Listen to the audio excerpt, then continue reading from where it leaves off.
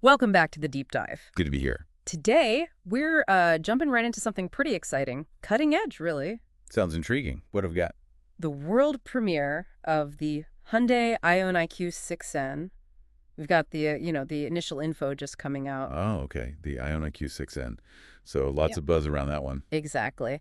And our mission today, basically, is to sift through all this new information. Right. Figure out what's really key, why people are already calling it a, quote, new standard. Yeah, connect the dots between the features and, well, what it's all for. Understand its purpose in the bigger picture of performance EVs. Precisely. We'll unpack the power, the tech, and, importantly, what it means for you listening and where things might be headed. Sounds like a plan.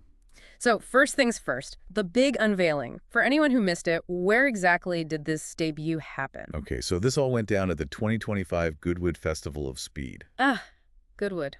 Makes sense for a performance car. Definitely. In the UK, and the specific date was July 10th. And, what's really interesting here is that this is Hyundai N's second high-performance EV. Following the IONIQ 5N. Exactly. So it's not just a one-off. It shows a kind of deeper strategy. They're blending their motorsport background, which is pretty extensive, Right, with all this new electrification tech. And the stated goal is pushing driving performance, like really pushing it. pushing the limits. Okay, that immediately makes you think about the numbers. The raw power, what are we talking about? We are talking about some pretty serious figures. The combined output from the front and rear motors Yeah, is 448 kilowatts. which translates to... That's 609 horsepower Yeah. and 740 newton meters of torque. Wow, okay. That's substantial. It is. But wait, there's more. I was hoping you'd say that. Is there a boost function like on the 5N? Yes, exactly. It's called N Green Boost. Okay. Activate that, and things get, well, even more intense temporarily. How intense? The output jumps to 478 kilowatts. Like 650 horsepower. Yep, 650 horsepower. And the torque goes up to 770 newton meters. That's a noticeable kick, I imagine. Oh, absolutely. And if you use the N launch control, Right, for standing starts. you're looking at 0 to 100 kilometers per hour. That's about 62 miles per hour Yeah, in just 3.2 seconds. 3.2. Oh, Okay, yep. that is seriously quick. It really is. And powering all this is an 84-point-year kilowatt-hour high-output battery. Got it. So massive power, incredible acceleration. But how does it actually feel? How do they make sure it handles all that performance? What's the engineering story?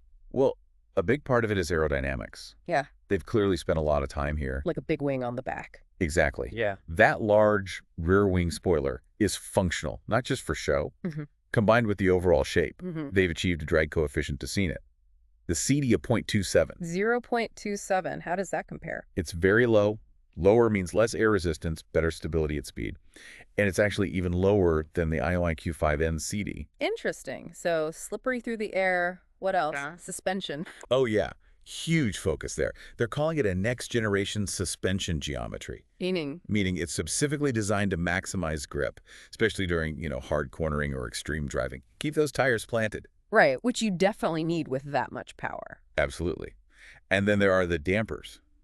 Stroke-sensitive, electronically controlled dampers. Okay, unpack that a bit.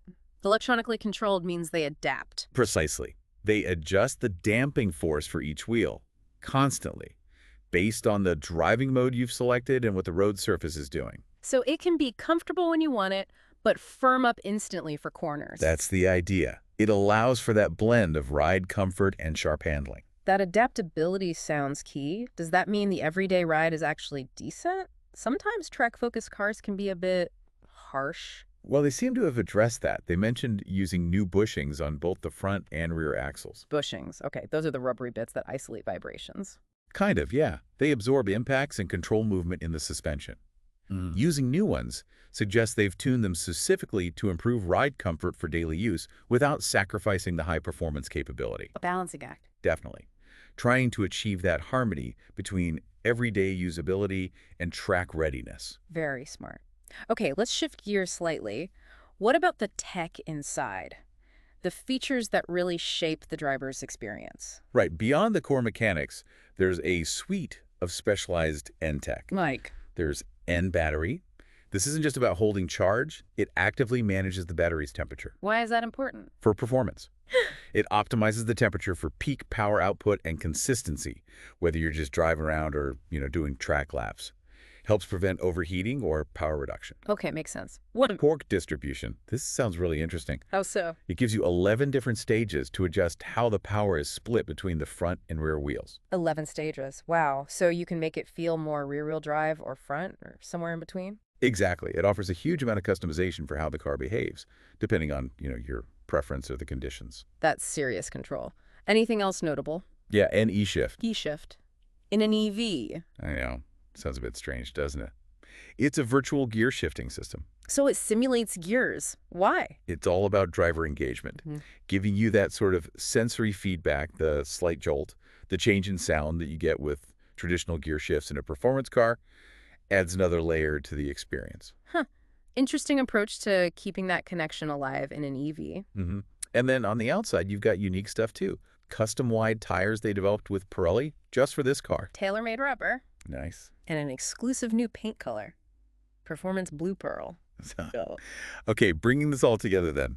The power, the aero, the suspension, the clever tech. Why are they calling this a new standard? What's the big message here? Well, you can look at the comments from Manfred Herrer. He's Hyundai's VP of Vehicle Development. Okay, what did he say? He called the IONIQ Q6N a culmination of advanced technology. He specifically mentioned the powerful performance, yes, but also the precise battery control we talked about. Right, the N battery tech. The excellent aerodynamics and that superior suspension system. So it's the combination. It seems so. His perspective is that it aims to be a new benchmark, specifically because it harmonizes all these things. Yeah. High-speed driving, stability, and even convenience. Harmonizes, that's a good word for it. It's not just excelling in one area, but bringing it all together effectively. Exactly. And I think this really poses a question for you, the listener. How does this blend of, raw, almost extreme performance on one hand, and this really nuanced adjustable control on the other, how does that change what you might expect from a high-performance EV going forward? Yeah, it suggests the standard isn't just about speed anymore, but about the whole integrated, customizable experience. What an impressive package, truly. It does seem like the IONIQ Q6N is pulling together raw power, very careful engineering, and genuinely smart driver-centric technology. Feels like a significant step. It really does. And, as these high-performance EVs keep evolving so quickly, it makes you wonder, what does this particular approach, integrating that motorsport feel, with really advanced software and detailed mechanical tuning, tell us about where driver engagement is heading? Right. How do you keep the driver involved as cars get smarter and faster? Exactly. And maybe what kind of challenges or perhaps innovations will this push other car makers towards? Will they try to balance these same extremes or find different ways to deliver performance and feel? It's going to be absolutely fascinating to watch unfold. No doubt about it.